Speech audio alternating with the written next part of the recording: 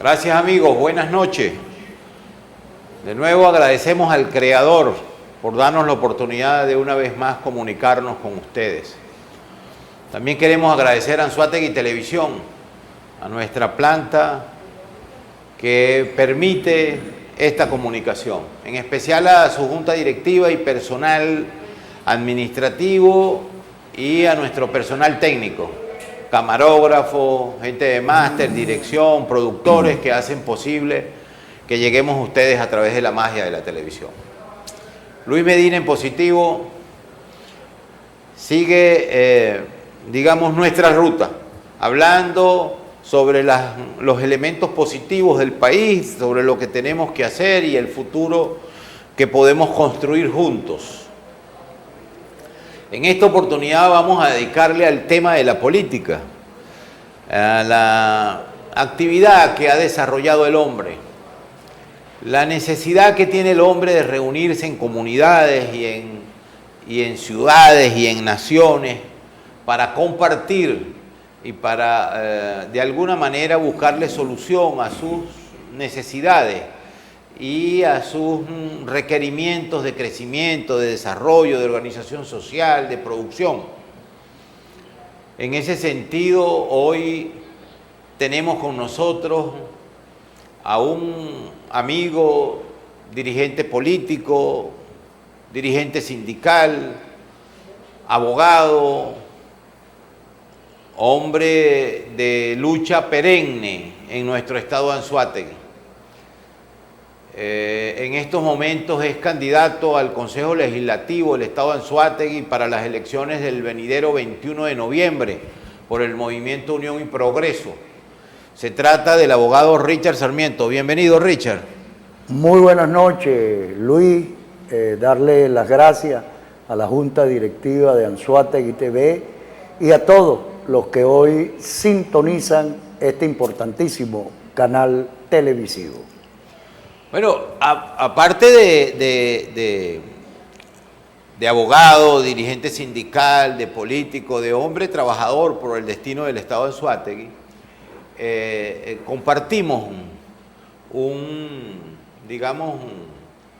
una pasión que es la hermandad masónica.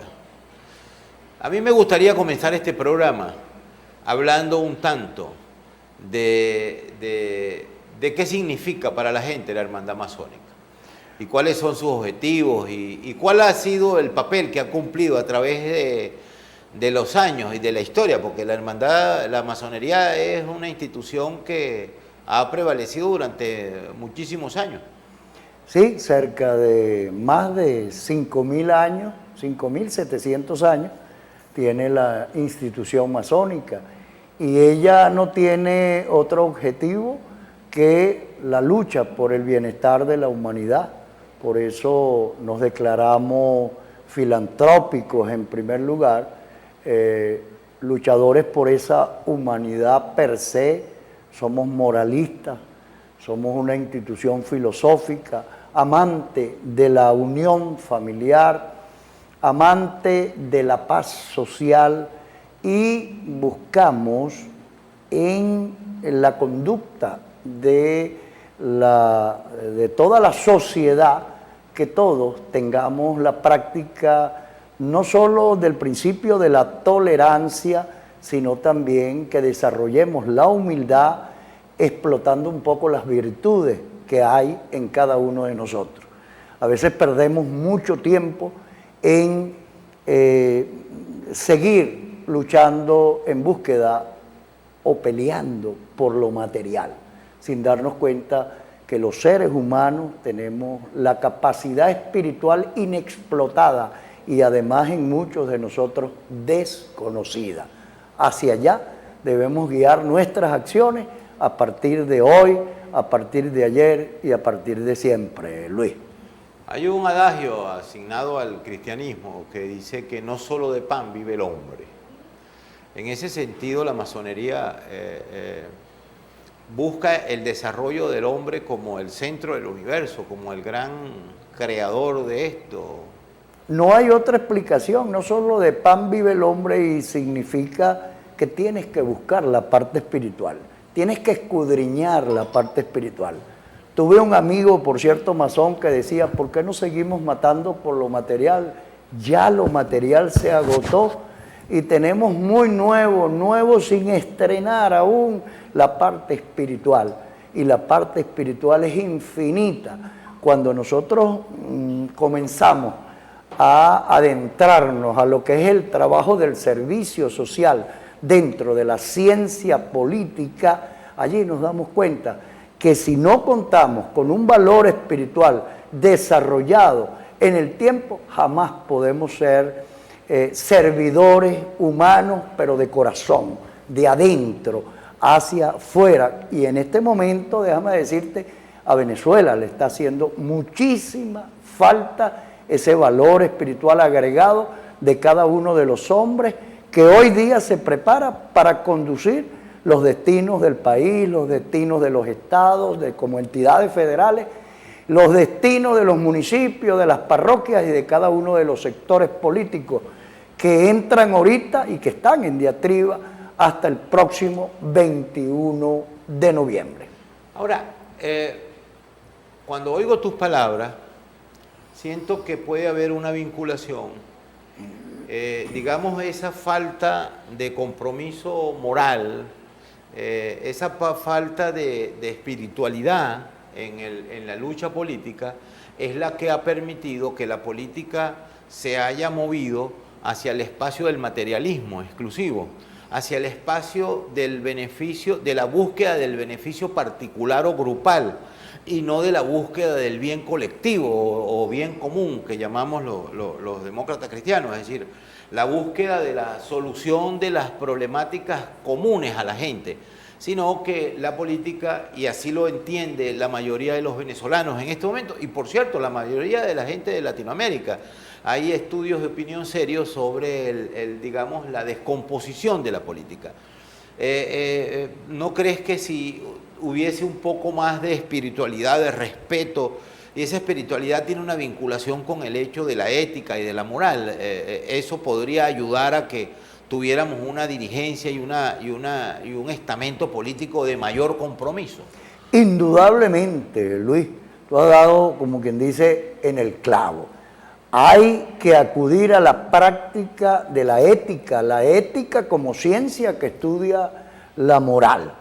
Una vez inmersos en esa práctica, tú vas a poner de manifiesto tus mejores virtudes, nacidas de la humildad, en conjunción o comunión con lo que es la espiritualidad.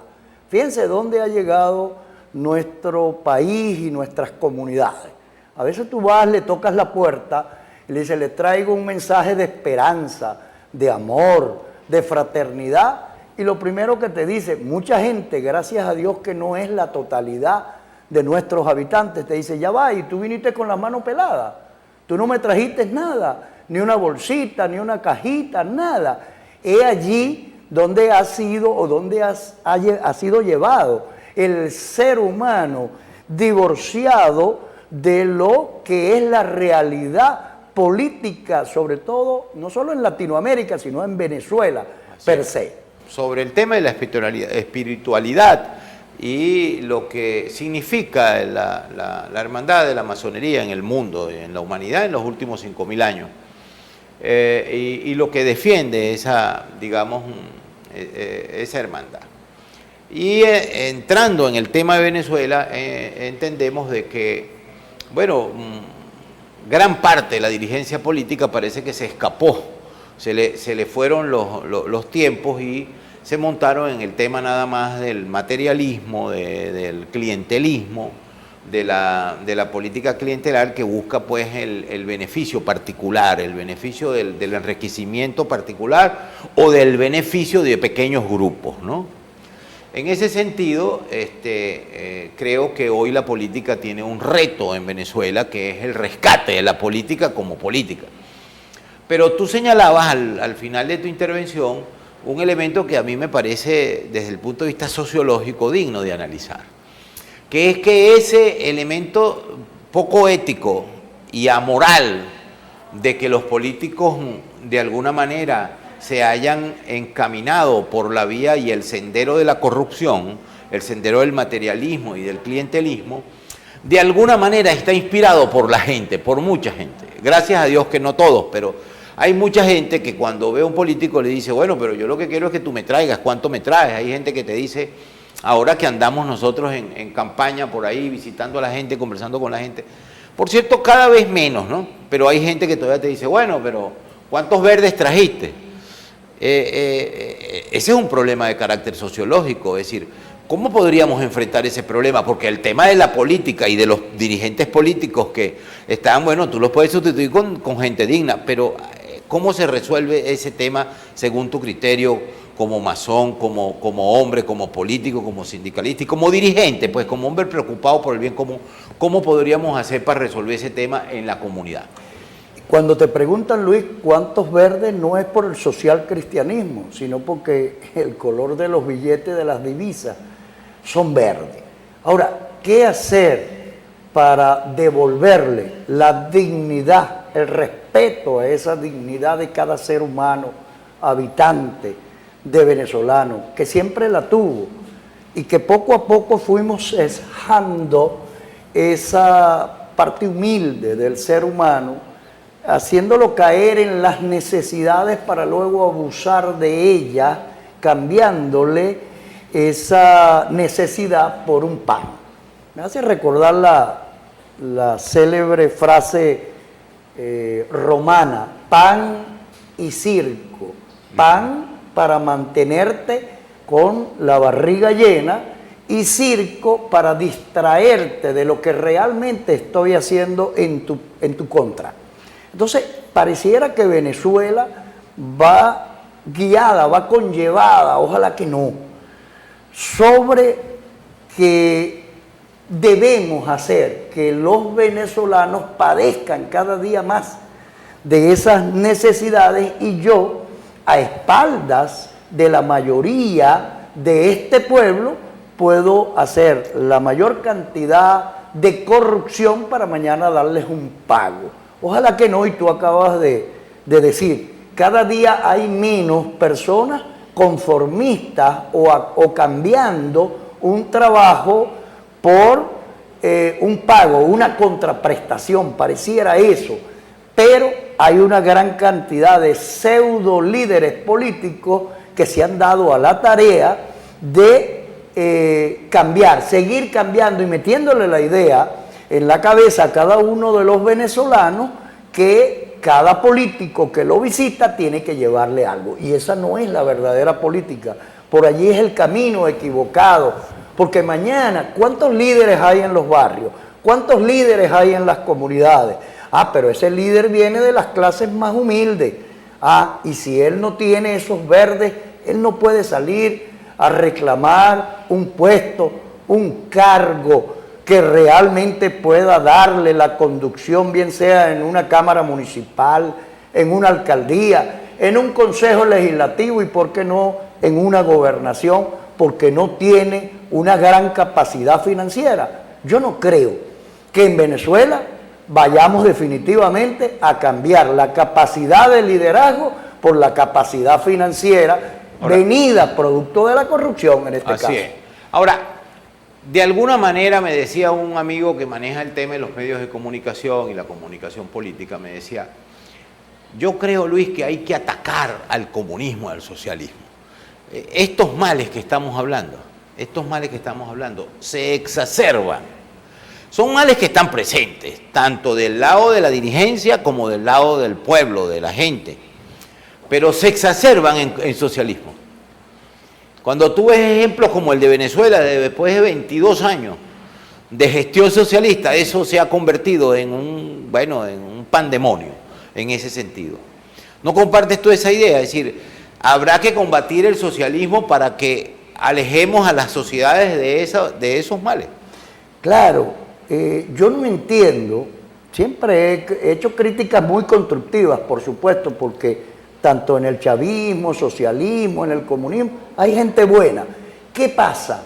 Que nosotros no podemos seguir dándole cheques en blanco a todos esos personajes que vienen postulados de una o de otra forma para seguir por lo menos diciendo o levantando la bandera, yo soy revolucionario porque yo pertenezco a la izquierda mundial, etcétera. No, sino que el revolucionario, el comunista, el socialista verdadero es el protestatario, es el que no se conforma con que la evolución del hombre sea revolucionada, pero hacia el atraso. No puede ser posible, Luis, que en este instante, en plena revolución, con un presidente y que obrero en Venezuela, el salario mínimo esté por debajo de $3. O sea, ¿cómo explicamos eso ante el mundo de que Venezuela sale adelante con un salario mínimo paupérrimo, donde los trabajadores de verdad... Entrando en un mundo que tú conoces, no solamente el tema del salario, el tema de los beneficios. De los beneficios. Porque hay que explicarle a la gente que un tema es el salario, que es importantísimo, por supuesto. Pero el tema de los beneficios, chicos, que les quitaron, con el presidente obrero, los obreros perdieron, los trabajadores perdieron todos los beneficios. Todos los beneficios. Y no es verdad a veces que el salario mínimo es 7 bolívares, como es en Venezuela, porque de allí tú tienes que sacar la mayor parte dedicada a una cesta ticket socialista llamada hoy día.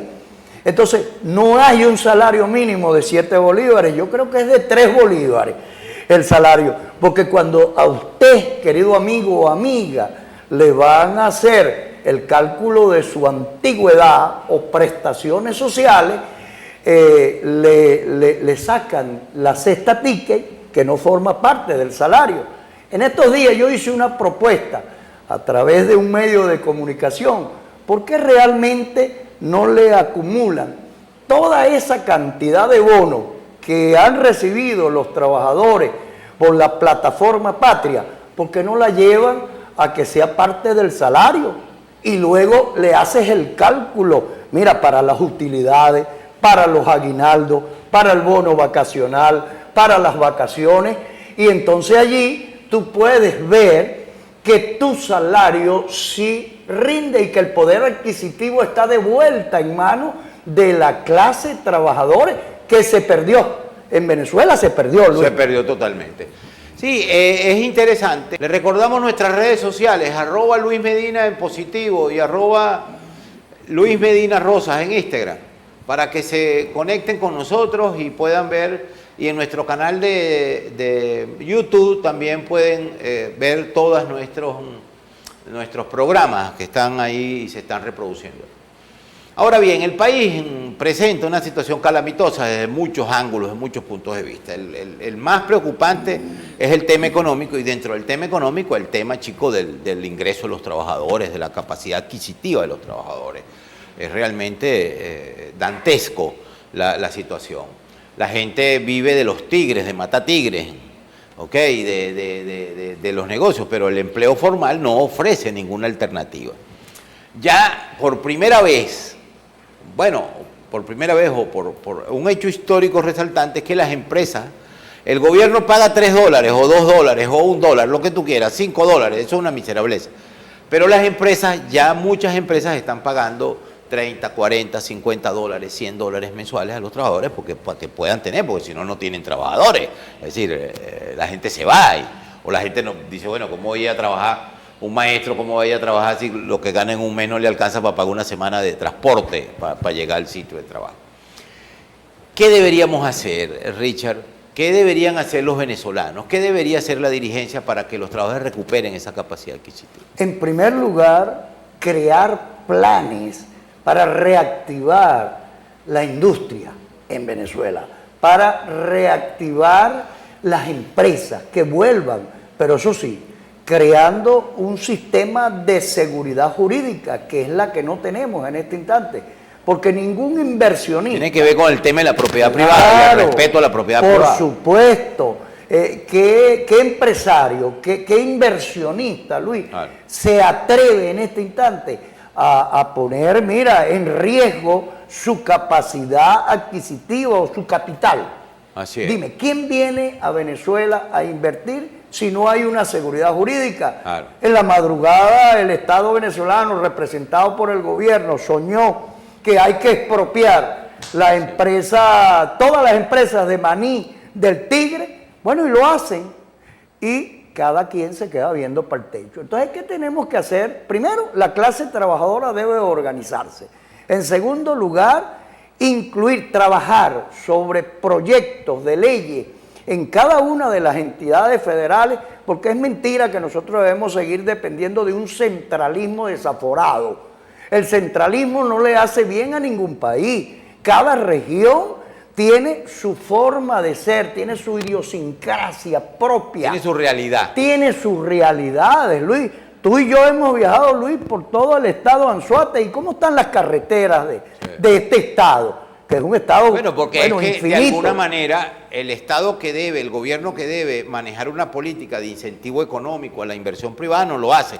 Pero entonces además quieren nacionalizar las empresas, hacerse dueños de las fábricas de cemento, de todo, pero no atienden las carreteras, no atienden el servicio de agua, que es lo que deberían atender, no atienden la educación, no atienden esto. Ahora, pero es que históricamente, Luis, el Estado venezolano representado por los gobiernos no ha sido industria en este país, no, y en no ninguna ha parte sido son empresa, eficientes. no, es un Estado que debe poner de manifiesto nuestras normas que están señaladas en la Constitución hoy día, Constitución de la República Bolivariana de Venezuela. Pero el gobierno no está para distribuir gas, vender luz, ¿qué es eso? Eso déjaselo a los empresarios, a los gerentes que conocen de la multiplicación de los buenos servicios. Claro. ¿Qué te dice la gente en la calle? Auméntame el agua, pero dame agua, claro, dame buenos servicios públicos, así es. Y con gusto hacemos el sacrificio y lo pagamos. Entonces no tenemos buenos servicios, pero siempre hay los aumentos. Por cierto, en este instante están siendo aumentados los servicios públicos como agua, luz y gas. Una vecina en la mañana de hoy decía, ¿y con qué tú crees que van a costear los gastos de la campaña electoral? No sé hasta dónde llega, pero el propio pueblo se está dando cuenta. El país, y lo hemos visto, la gente, cuando le hablas de un cambio, la gente dice, sí, hay que cambiar, ¿ok? Aunque permanece algunas personas que te dicen, bueno, ¿cuánto me trajiste para yo apoyarte? Así es. Pero mucha gente dice, hace falta un cambio. Y se han dado cuenta que el hecho de que le lleven una bolsa de comida en un momento electoral no es la razón para seguir votando por un régimen o por un gobierno o por una opción que no presenta quiénes son sus candidatos, sino que sencillamente te dice, vota por esta opción. Y detrás de esa opción meten a una cantidad de gente inescrupulosa, gente incapaz, que no le prestan ningún servicio. Uno de los elementos en los cuales yo creo que debe haber un cambio es que la gente debe seguir votando. Primero debe votar, porque hay mucha gente que ha tomado el camino de la abstención. Hay que recuperar el camino de la participación electoral. Pero además de votar, los pocos que votan, solamente votan y votan por un partido, porque le regalaron algo, no eligen, no buscan la escogencia de los mejores.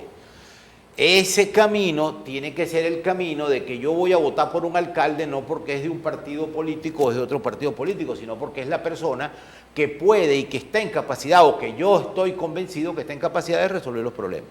Hacia allá no deberíamos estar yendo.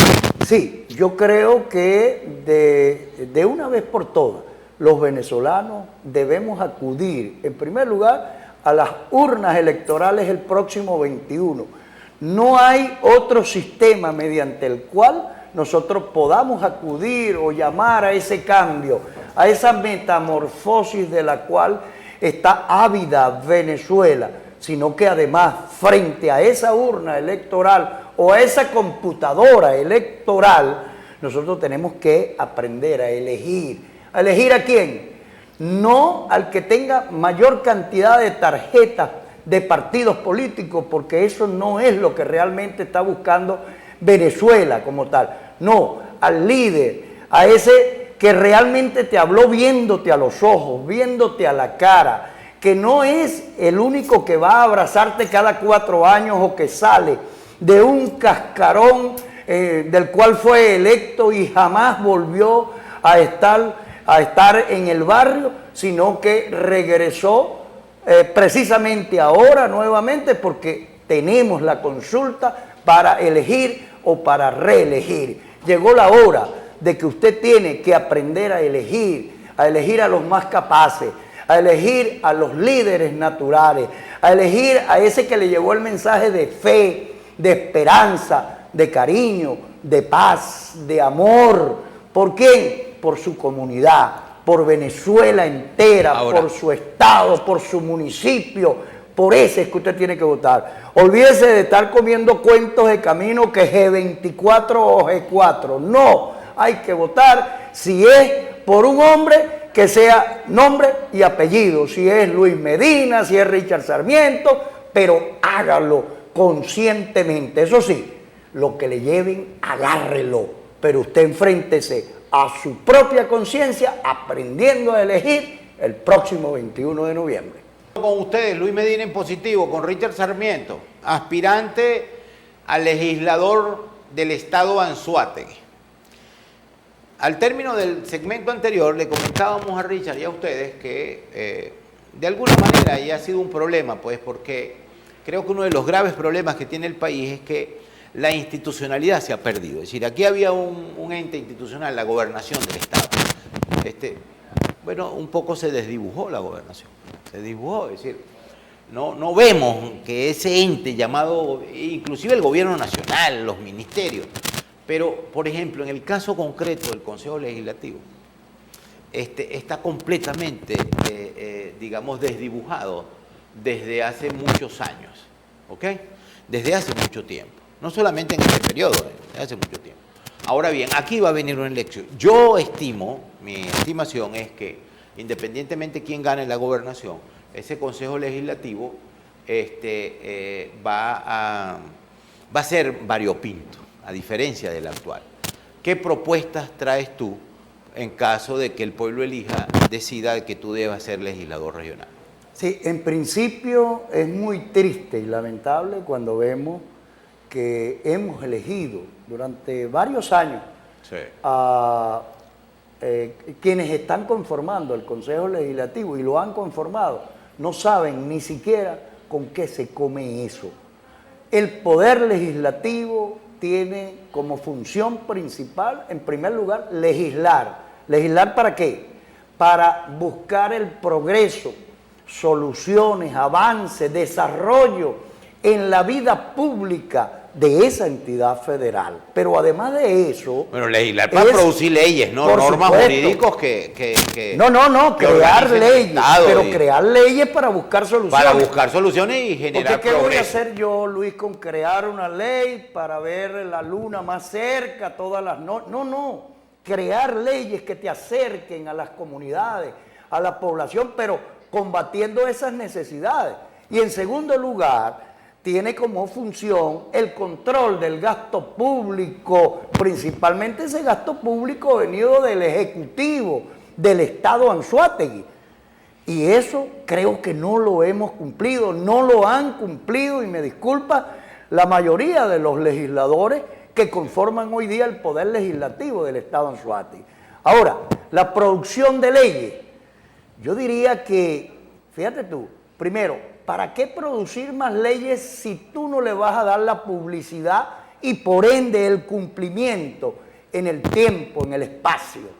Ahí hay tantas leyes engavetadas, además, Luis, que le hacen daño a la actual administración, no solo del Poder Legislativo, del Poder Ejecutivo también en el Estado Anzoátegui. Ahí hay una ley en la cual participamos mucho, que se llama simplificación de trámites administrativos. Pero es que eso no le conviene cuando tú vas a una oficina a pedir eficiencia, eficacia, en que vayan a controlar los precios que están desaforados en la calle y que se comen el salario o los salarios de todos los venezolanos.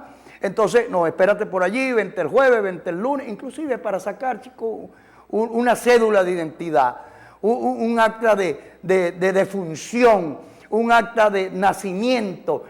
Ahí hay una ley y es estadal, que muchos la llaman regional, Yo soy de los que creo que una región está conformada por varios estados, pero los usos y los costumbres también dan origen al nacimiento de las leyes.